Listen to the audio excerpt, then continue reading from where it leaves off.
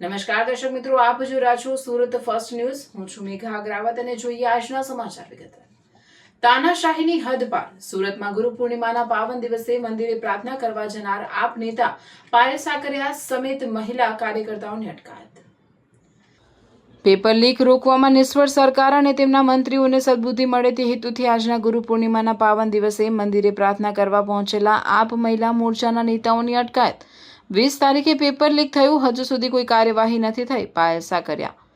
ગુરુ પૂર્ણિમાના પાવન દિવસે પેપર લીક રોકવામાં નિષ્ફળ નીવડેલી સરકાર અને તેમના મંત્રીઓને સદબુદ્ધિ મળે તે હેતુથી સુરત ખાતે મંદિરે પ્રાર્થના કરવા ગયેલા આમ આદમી પાર્ટીના પ્રદેશ મહિલા મોરચાના પ્રમુખ પાયલ સાકરિયા, પ્રદેશ સંગઠન મંત્રી મહેશ અણધડ, કોર્પોરેટરના રચના હિરપરા, પૂર્વ કોર્પોરેટર કુંદન કોઠિયા સમેત મહિલા કાર્યકર્તાઓની પોલીસે અટકાયત કર્યા હતા।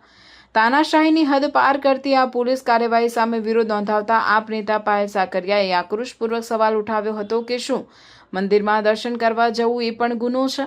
તેમણે જણાવ્યું કે ગુજરાતમાં છેલ્લા 10 વર્ષમાં 34 વખત પેપર લીક થયા છે, જેના કારણે લાખો વિદ્યાર્થીઓનું ભવિષ્ય અંધકાર અને નિરાશામાં ધકેલાઈ ગયું છે। 20 તારીખે આરોગ્ય વિભાગ દ્વારા લેવાયેલી પરીક્ષાનું પેપર લીક થવા છતાં હજુ સુધી કોઈ જ કડક કાર્યવાહી કરવામાં આવી નથી। 12માંથી 11 પ્રશ્નો વાયરલ થયા હોવા છતાં કામરેજ વિધાનસભાના ધારાસભ્ય અને રાજ્યના આરોગ્ય મંત્રી એવો બચાવ કરી રહ્યા છે કે માત્ર કેટલાક શબ્દો વાયરલ થયા હતા, જે ખૂબ જ શરમજનક છે। શું આખે આખું પેપર બેઠે બેઠું છુપાઈને બહાર આવે તો જ સરકાર તેને લીક થયેલું માનશે? આપ નેતા પાયલ સાકરિયાએ સરકાર પર આકરા પ્રહારો કરતા પૂછ્યું હતું કે છેલ્લા 10 વર્ષમાં પેપર લીક રોકવા માટે સરકારે કયા નક્કર આયોજનો કર્યા છે? નેતાઓ પોતે 4 કરોડના ફ્લેટ અને 2 કરોડની કારમાં ફરે છે તથા તેમના પોતાના સંતાનો વિદેશમાં અભ્યાસ કરે છે, એટલે તેમને ગુજરાતના સામાન્ય વર્ગના યુવાનોની ભવિષ્યની કોઈ ચિંતા નથી અને તેઓ માત્ર ભાજપના કમલમને જ મજબૂત કરવામાં પડ્યા છે। સરકાર પોતાની સત્તા, પોલીસના દંડા અને દમનકારી નીતિઓથી વિપક્ષને ડરાવવાનો પ્રયાસ કરી રહી છે, પરંતુ આમ આદમી પાર્ટીના કાર્યકર્તાઓ પોલીસની લાઠીઓ કે દમનથી ડરવાના નથી। આજે તો માત્ર સરકારને સદબુદ્ધિ મળે તે માટે મંદિરે દર્શન અને પ્રાર્થના કરવા આવ્યા હતા, પરંતુ જો યોગ્ય કાર્યવાહી કરવામાં નહીં આવે ને જરૂર પડશે તો આગામી દિવસોમાં મંત્રીઓના ઘર અને ભાજપ કાર્યાલય કમલમનો પણ ઘેરાવો કરવામાં આવશે તેવી સ્પષ્ટ ચેતવણી આપ નેતાઓએ આપી હતી।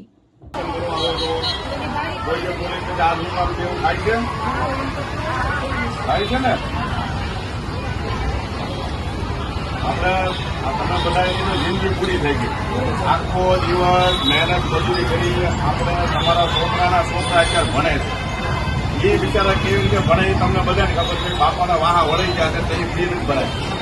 હવે આ છોકરાઓ દિવસ રાત મહેનત કરે અને પછી પેપર દેવા થાય। હવે એ પેપર લીક થઈ ગયું હોય એટલે કે બધાને હાથમાં આવી જાય પૈસા દે, અને એમાં જે સરકાર છે એ સરકારના માણસો હોય એ પૈસાનો વહીવટ કરે કરોડો રૂપિયા, અને આપણો દીકરો આખો દિવસ મહેનત કરી, આપણી પાસે પૈસા એવા હોય ને કે આપણે 2-5 લાખ રૂપિયાનું પેપર લઈએ, આપણી પાસે એવા પૈસા તો જેને મહેનત કરી દિવસ રાત એ બિચારો એમાં પાસ માંડ થાય, પણ જેને પૈસા દઈ દીધા પેપર લઈ લીધા હોય એ લોકો વગર ખોટ હોય તો એ ભણીને આગળ વયો જાય, પાસ થઈ જાય, એને સારી કોલેજમાં એડમિશન મળી જાય। આપણા છોકરાઓને આપણે રામ નામ સિવાય કંઈ વધે નહીં।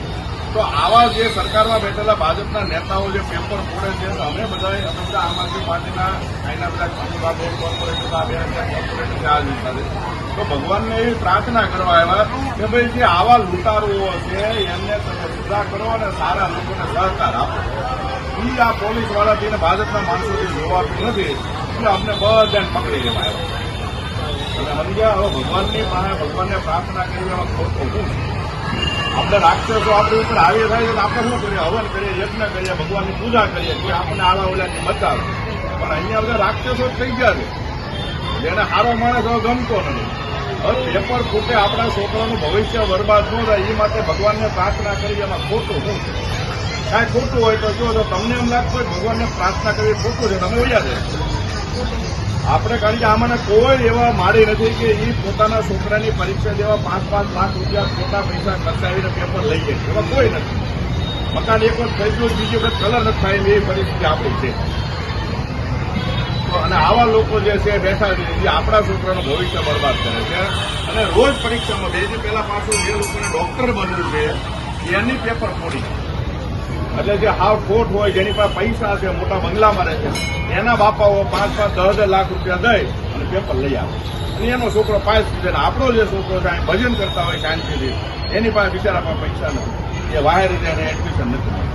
આ પરિસ્થિતિ નિર્માણ હતી. એટલે અમે આખી આમ આદમી પાર્ટી આ બાબતે અહીંયા ભગવાનને પ્રાર્થના કરવા માટે આવ્યા છે કે આવા રાક્ષસોને કંઈક સદબુદ્ધિ આપે અને આપણા લોકોનું કંઈક કલ્યાણ થાય. બધા આજે અમે સૌ આમ આદમી પાર્ટીની મહિલા વિંગ સાથે અમે લોકો કારગિલ ચોક ખાતે દર્શન કરવા આવ્યા હતા. ગુરુ પૂર્ણિમા છે. આપણને સૌને ખબર છે કે વારંવાર પેપર લીક થાય છે. ગુજરાતમાં છેલ્લા 10 વર્ષમાં 34 થી વધુ પેપર લીક થયા છે. લાખો વિદ્યાર્થીઓનું જીવન આગમાં ધકેલાઈ ગયું છે, નિરાશાની અંદર ધકેલાઈ ગયું છે. ત્યારે આજે અમે એ લોકોને સદબુદ્ધિ મળે અને હમણાં ગઈ 20 તારીખે એટલે કે 8 દિવસ પહેલા પેપર લીક થયું BAMS નું અને આજ દિન સુધી એમાં કોઈ કાર્યવાહી નથી કરવામાં આવી. આ પેપર આરોગ્ય વિભાગ દ્વારા લેવામાં આવ્યું હતું. એની જવાબદારી આરોગ્ય વિભાગની આવે અને આરોગ્ય મંત્રી ગઈકાલે એવું નિવેદન આપે છે કે અમુક શબ્દ વાયરલ થયા હતા. 12 માંથી 11 પ્રશ્નો વાયરલ થાય છે. લાખો યુવાનોનું ભવિષ્ય અંધકારમાં જતું રહે છે અને આ ધારાસભ્ય એટલે કે અમારા કામરેજ વિધાનસભાના ધારાસભ્ય અને રાજ્યના આરોગ્ય મંત્રી એવો જવાબ આપે છે અમુક શબ્દ વાયરલ થયા હતા. તો એનો મતલબ એવો આખું પેપર બેઠે બેઠું છપાઈ જાય તો જ માનશે. બાકી 12 માંથી 11 પ્રશ્નો લીક થયા તો લીક નથી થયા કેવા હતા. શરમ આવવી જોઈએ. શરમ કે પેપર લીક થયા પછી એમાં કડક આદેશો આપવા પડે અને જે લોકોએ પેપર લીક કર્યું છે એમના વિરુદ્ધ કાયદેસરની કાર્યવાહી કરવામાં આવે. છેલ્લા 10 વર્ષમાં શું કાર્યવાહી કરી પેપર લીક ના થાય એના માટેના તમારી ભાજપ સરકાર શું આયોજનો કર્યા? દર વખતે પેપર લીક થાય. 10 વર્ષમાં 34 પેપર લીક થવા કઈ નાની વાત નથી. આમાં સામાન્ય માણસ શું કરે? પણ આ તો તમારી પાસે બી શું બોલીને ફાયદો છે? કારણ કે તમે પોતે 4 કરોડના ફ્લેટમાં રહ્યો, 2 કરોડના કાર્યાલયની અંદર બેસો અને તમારો દીકરો તો વિદેશમાં ભણે. તો ગુજરાતના સામાન્ય લોકો માટે તમે શું કરવાના? પેપર જ ફોડવાના? તમારા કમલમને તમારા ઘર જ ભરવાના? અને તમને એવું લાગતું હોય કે આજે અમે જ્યારે ભેગા થયા છીએ તમે પોલીસના ડબ્બા અને મોટી મોટી ગાડીઓ મોકલી દીધી, અમારા ઉપર દમન કરાવડાવશો તો શું અમે બેસી જશું? ના તો અમે તમારાથી બીએ છીએ, ના તો તમારા પોલીસથી ડરીએ છીએ, ના તમારા પોલીસની લાઠીઓથી ડરીએ છીએ. આજે તો માત્ર અમે મંદિરે દર્શન કરવા આવ્યા હતા અને આ તમામ લોકોને સદબુદ્ધિ આપે એના માટેની પ્રાર્થના કરવામાં આવ્યા હતા. પણ જરૂર પડશે તો તમારા ઘરનો ઘેરાવો કરીશું, તમારા કમલમનો પણ ઘેરાવો કરીશું. એમાં અમને કોઈ નહીં રોકી શકે. જય હિન્દ.